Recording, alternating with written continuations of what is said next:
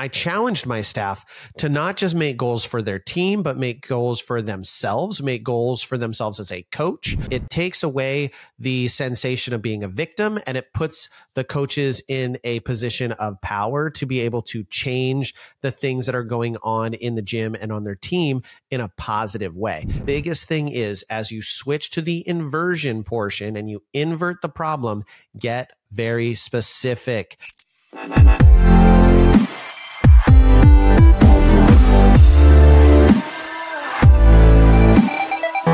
Hello, everyone, and welcome to another episode of the Cheer Biz podcast. I'm your host, Dan Cotton, and today we are talking about a system of goal setting using inverse thinking. Now, I want to talk to you about this because I just did this exact exercise with my staff at our staff training and retreat this last weekend, and it went absolutely awesome. And so I just kind of want to share it with you and share you through the process because I think it is the perfect point in time in your season, if you are listening to this right when it is released, to be doing some goal setting, and using this method can really, really help. Now, before we get into the episode, make sure that you have followed us on Facebook. That is Cheer Gym Owners Facebook group and All-Star Cheer Coaches and Owners Facebook groups. Both of those Facebook groups are run by next generation gym owners. I'm on them responding to comments, as well as there's also really awesome discussion going on in those groups. So you want to make sure you're in those.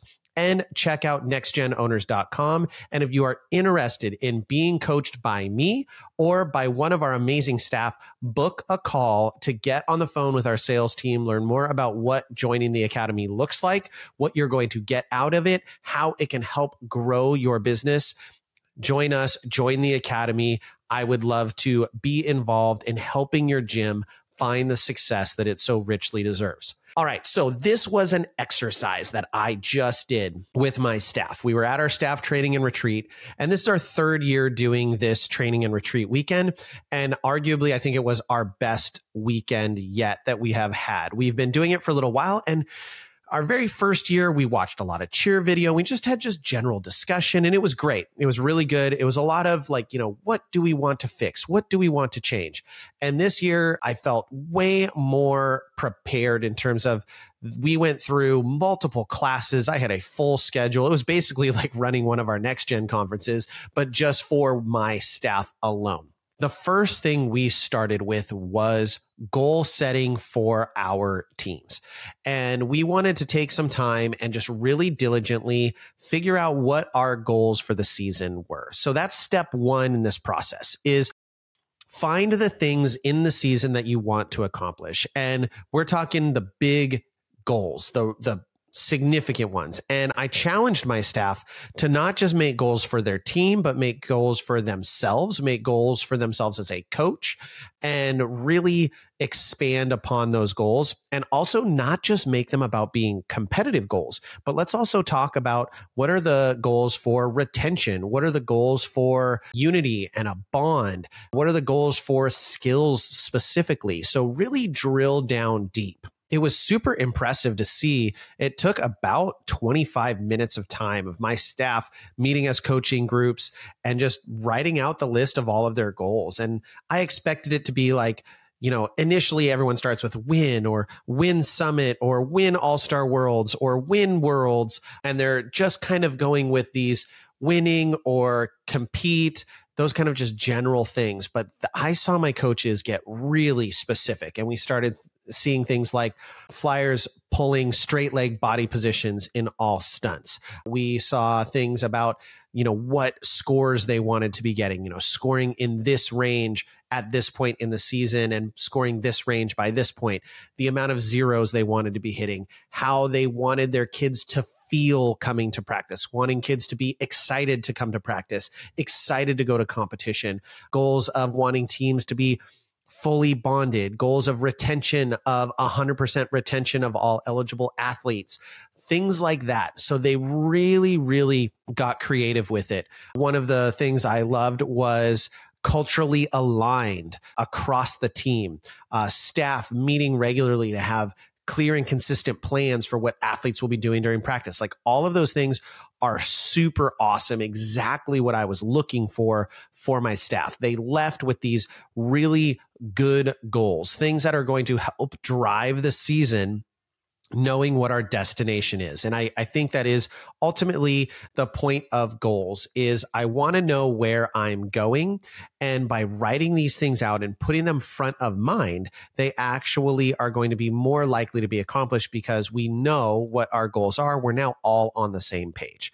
And I've talked about goal setting in other episodes, but I've never talked about doing it in this exact fashion. In fact, I've talked about both of these subjects, but never this exact way in terms of goals.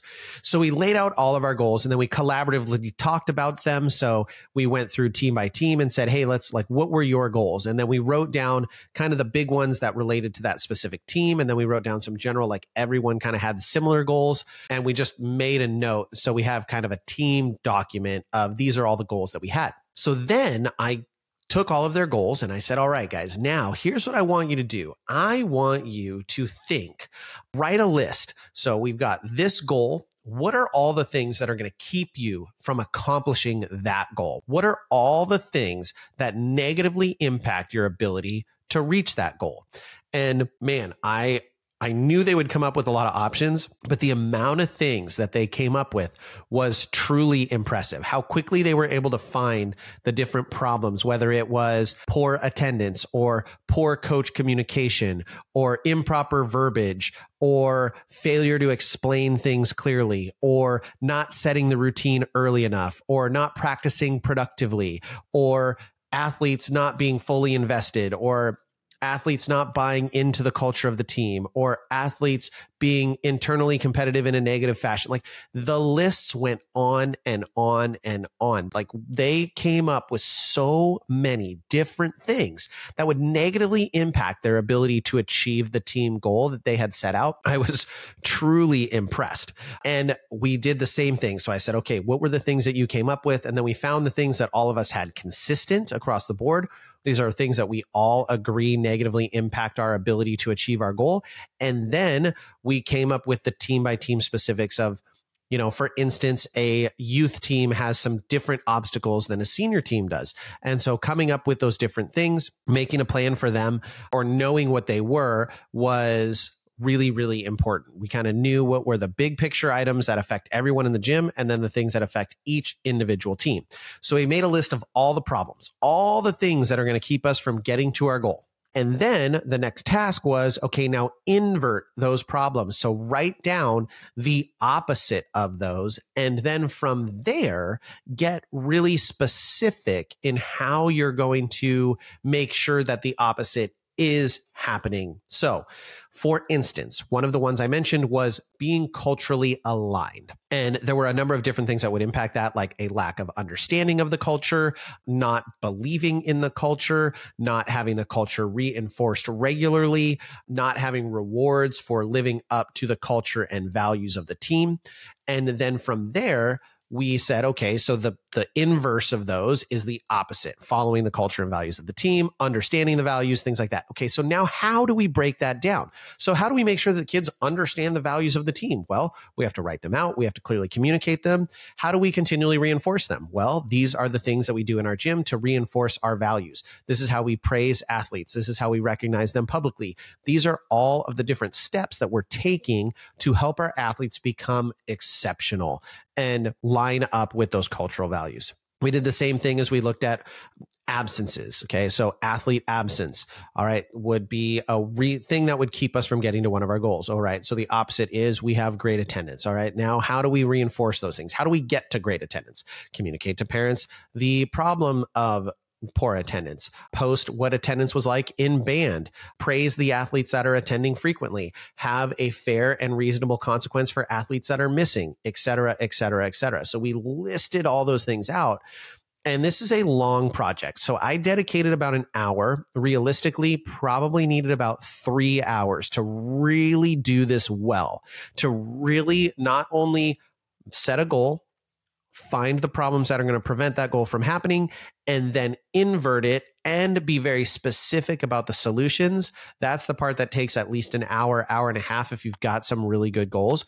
But man, we left with some really good stuff. And what was super exciting was to see all of my staff super engaged with it and hear them talking even after we were done with this, as we're sitting down for dinner and we're just doing kind of the retreat portion, to hear my staff having these conversations and discussing, hey, how can we continue to improve upon this problem and this problem and this problem, and find active solutions, because it takes away the sensation of being a victim and it puts the coaches in a position of power to be able to change the things that are going on in the gym and on their team in a positive way, because we now know the destination. We've identified the problems that are going to keep us from getting there, and we've identified the things that will get us there in the future. It was awesome, and I highly recommend you do it. It's a very simple method. It's not overly complex. You do not need to get bogged down with any sort of long, drawn-out explanation. The biggest thing is, as you switch to the inversion portion and you invert the problem,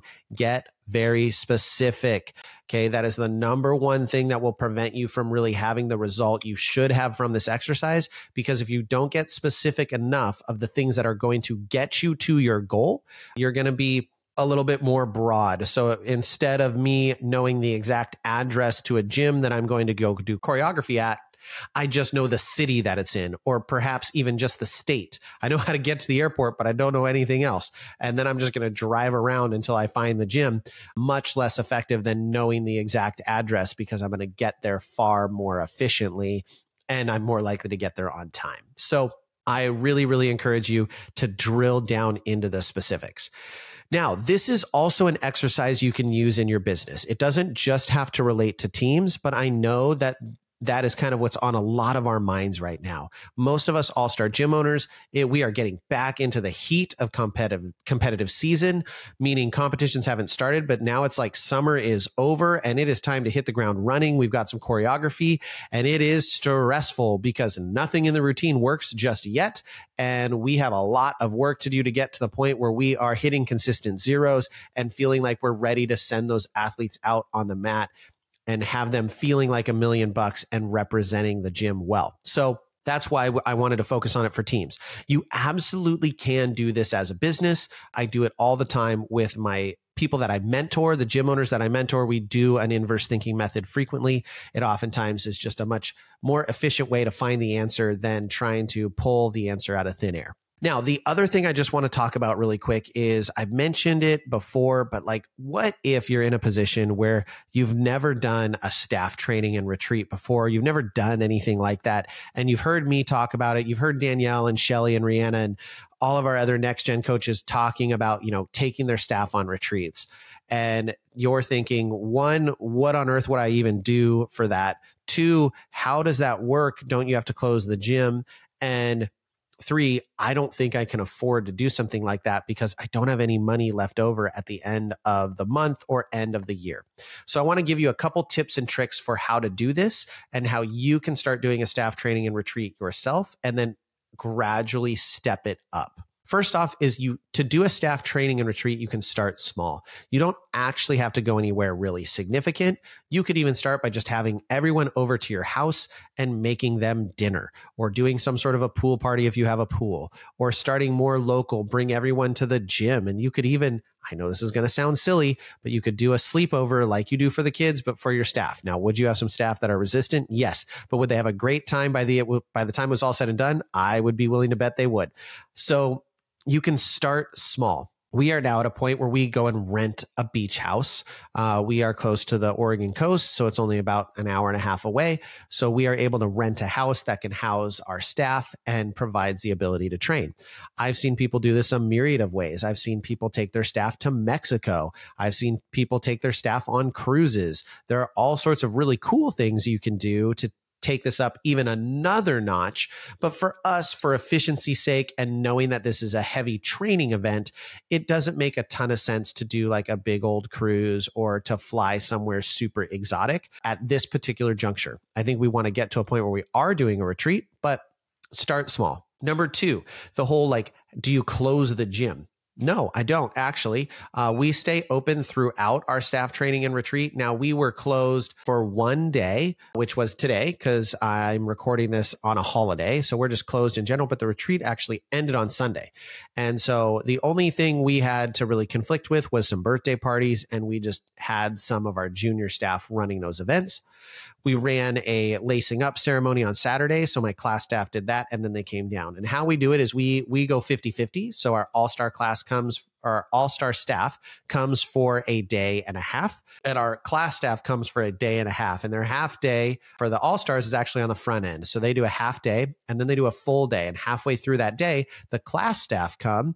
And so we do a portion of time where they're all together, where we talked about culture and core values and things like that.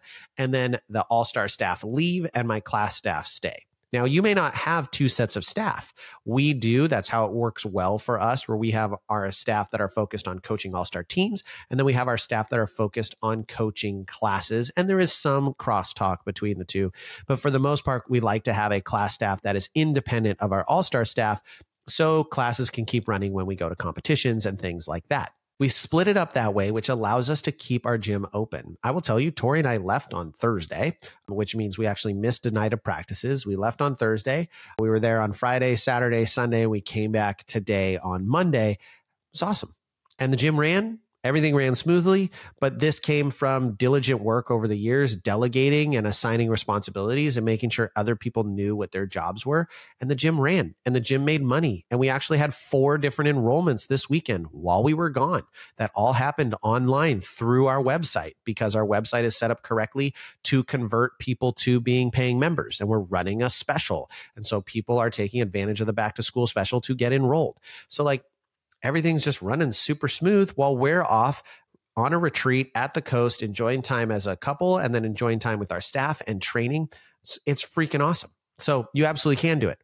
Now, the point of, can you afford it? Like I said, there's a variety of ways to start, and start small. You don't have to spend $1 million on it, but if you budget correctly within your all-star program and your class program, and you actually have a plan to set aside money or set aside funds so you can do these kind of things, you absolutely can afford it.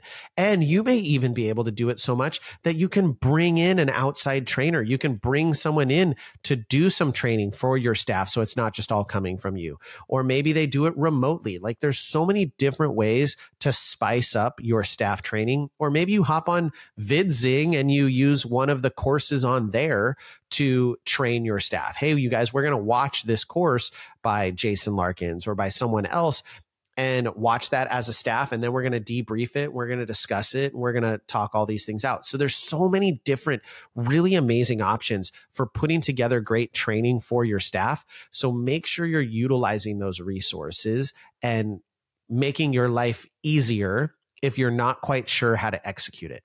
Ultimately, I think that doing things like this is really critical towards a couple things. One, it makes your staff treat the job like a job more.